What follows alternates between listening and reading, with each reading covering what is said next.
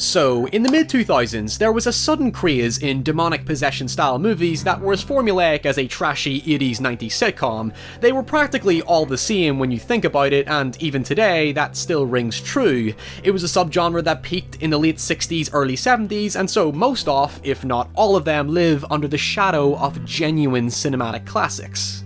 Yet, even with my stubborn boredom for these kinds of movies, there was one that actually surprised me. It certainly wasn't innovative or groundbreaking to any extent, but it made an admirable attempt to add a new spin to the genre, bar one specific kick in the balls we'll get to later. This is the fittingly titled The Last Exorcism. From a marketing perspective, The Last Exorcism didn't aspire to much. It was promoted with the same grainy, high-contrast commercial aesthetic as every other supernatural film at the time, and even with a box office gross of just under $70 million on a $1.8 million budget, it was a comparably weaker effort than other films in the genre, despite making just enough to warrant a crappy forgotten sequel. But nonetheless, The Last Exorcism was a lot different than many people were anticipating. Instead of some mindlessly predictable jump scare fest catered to young, boisterous demographics, it was an unexpectedly mature, nuanced, and humanized portrayal of a reverend trying to expose the fakery of exorcism while battling his own crisis of faith. Yeah, sure, the story of a disillusioned religious man trying to find his faith through exorcism has been done before, but the film's main focus on Reverend Cotton Marcus takes on a very unique perspective. I do not believe in actual demons now, no. But when I was doing exorcisms, I acted like I did. It's not like I saw any demons come out of anybody. So for the last something odd years, you've just been a fraud. That's your word, not mine. Here's the thing about Cotton. He's basically an anti-hero. On the one hand, he's manipulative and exploits people of faith, but on the other, he does care about the rational well-being of others. He was once a reverend trying to save people with good intentions before he had a son with several illnesses. His fears and concerns were then addressed by doctors, not God, so instead, he put his faith in medical care as he saw it as the only thing that was literally saving his son. As a result, he became detached from his divine purpose, and now cynically sees his role as just a professional service to help and comfort people in a time of need while running his church like a business trying to survive a tough recession. But while his morals are deeply questionable and he's fully aware of it, hence the purpose of the documentary he partakes in, he does acknowledge that it doesn't hurt the faith of others. In fact, if anything, it makes his congregation's faith much stronger, even if that is theologically debatable. In some circles, Cotton is what is controversially known as a prosperity preacher. He tells people what they want to hear by preaching this alluring American dream-style sense of empowerment through Christ.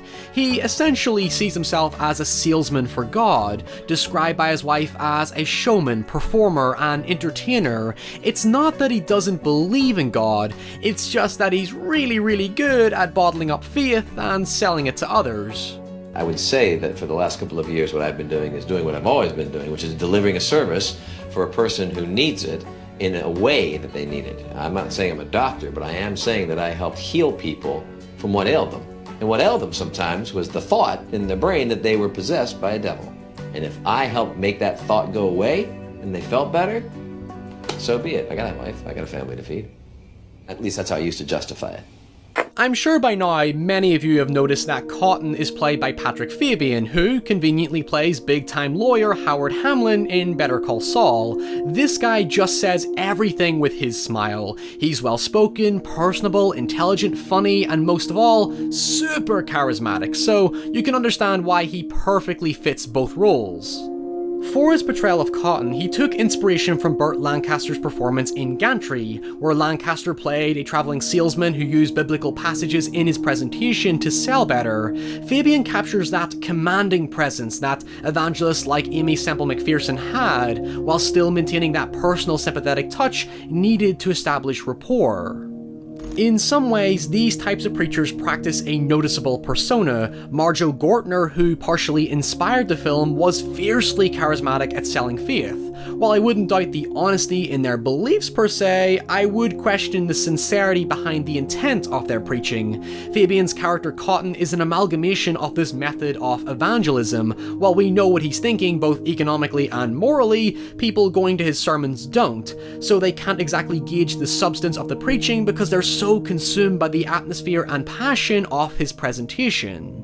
Alright, so we could talk about this forever, but there are countless folks like Darren Brown, James Randi and Louis Theroux who explore it better than I can, and I do greatly recommend the documentary Marjo that inspired elements of the film, but let's be honest, most of you just want to get to the horror bit.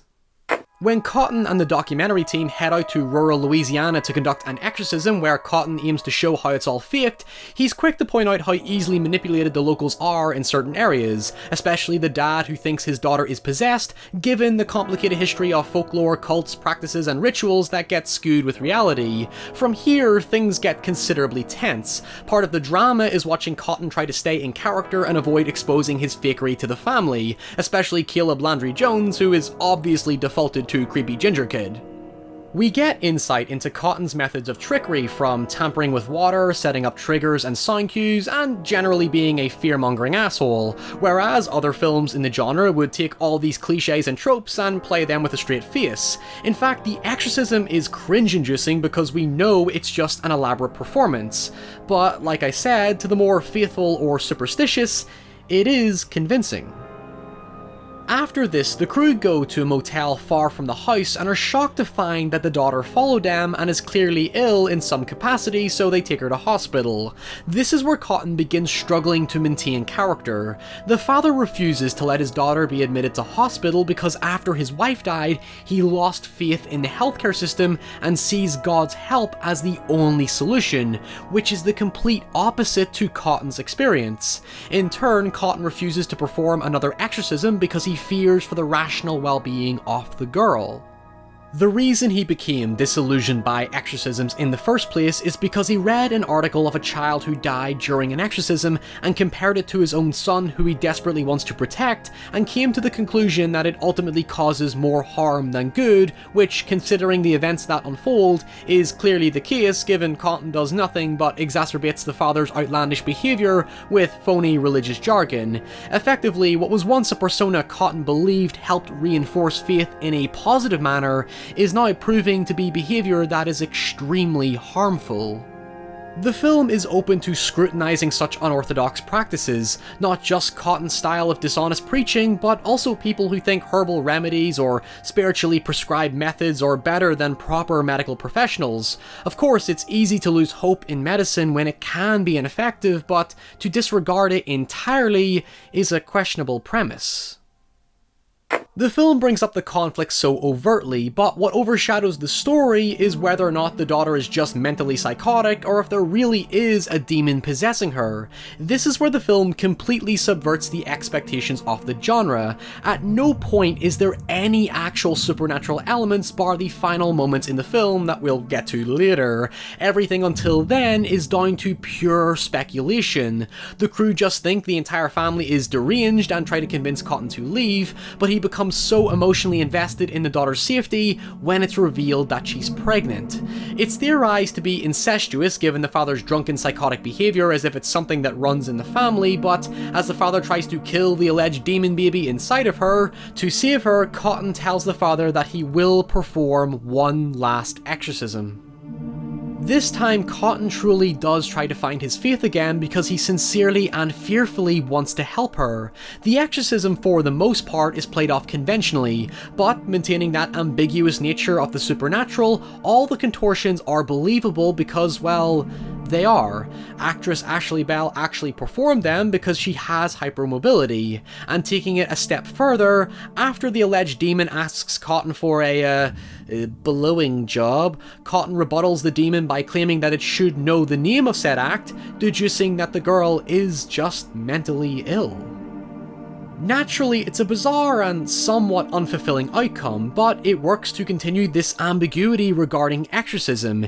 It ends with us assuming the entire thing was just a hoax that worked against Cotton's own hoax. Thus, we can finish introspectively, having addressed the superstition of exorcist practice and selling faith through showmanship. Alright, fine, we'll talk about the actual ending.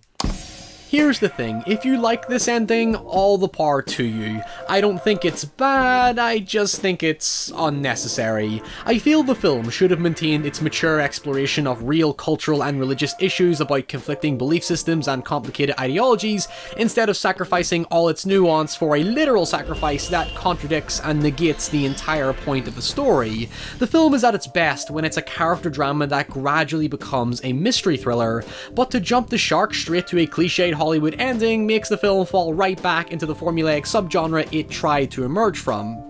Basically, Cotton and the crew return to the house to find that the entire thing was actually a cult looking to give rise to this demonic creature. Sure, it's an eerie ending that's overtly foreshadowed, but it makes everything feel ironically insincere and in bad taste, much like the morally conflicted relationship we have with Cotton. I mean, maybe that's the point, because Cotton's faith is restored as he attempts to exorcise the demon, but you could say it shows its full hand instead of keeping it a secret, so to speak.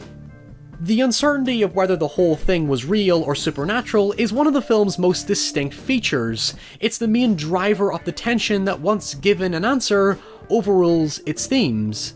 But either way, I can't deny the journey the film took me on. It's directed with a human and personal touch while delivering an effectively creepy mystery without abrasive set pieces.